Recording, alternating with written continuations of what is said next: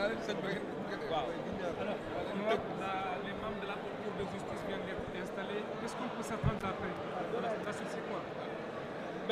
La suite, c'est d'attendre que, éventuellement, vous savez, avant tout, il faut comprendre que la Haute Cour de justice est une exigence constitutionnelle.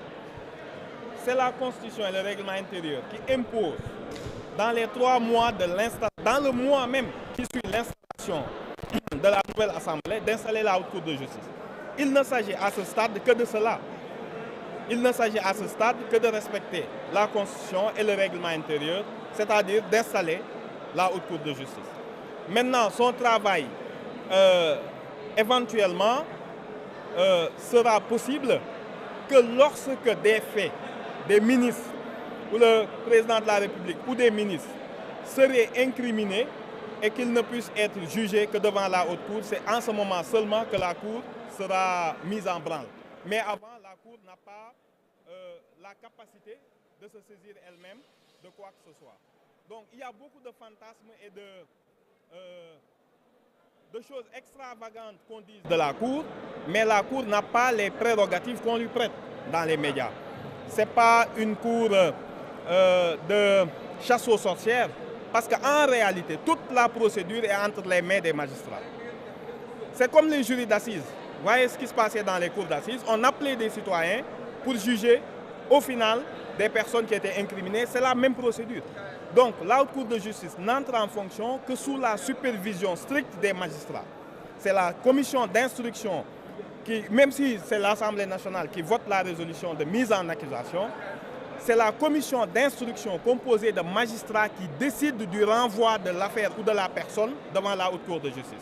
Donc, ce n'est pas une justice politique dérogatoire au code pénal ou autre, les magistrats étant tenus de la définition des peines qui sont contenues dans le code pénal et des procédures du code de procédure pénale avec le respect du droit des les personnes incriminées étant ministres, étant présumées innocents.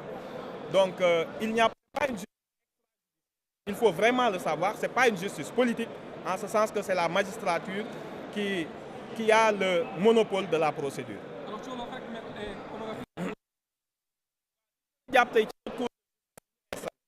Moi, avant tout, constitution réew mi moom moo ni ak règlement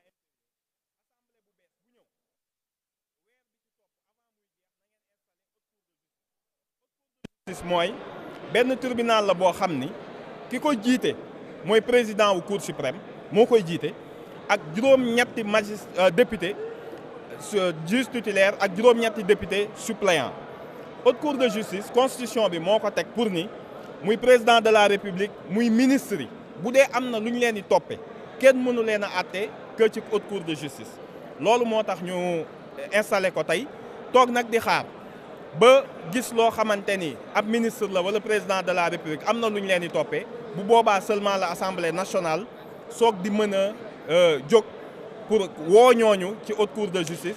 te ma rappelé ni rek lépp loo xam ne noonu la Haute Cour de justice di liggéeyee waa yoon moo ko yor mooy magistrat yi du ay député rek ñoom ñooy xool benn ministre bu leen neex daat ko fay indi du demee noonu déedéet dafa fekk kooku dafa am lu ñu koy toppee ba pare bu amee lu ñu koy toppee ba mu leer ñëpp ni am na lu ñu koy toppee Haute Cour de justice moom da koy àtte rek mais procédure bi ci biir yëpp magistrat yi ñoo ko yor donc du justice su fayantoo wala justice boo xam ni day wër ay opposants politiques di jéem a dal seen kaw du demee noonu donc liñ ciy wax yu bëri xëy na ñàkk xam la mais du justice la boo xam ni day respecté àq ak yelleefu ñañ fay woo ak ñañ fay indi donc looloo tax biñ koy installé tey du pour tiital kenn wala fayante kenn yoon moo ni balaa weer bee jeex bu ñu leen installé assemblée bu bees na ngeen teg Haute Cour de justice.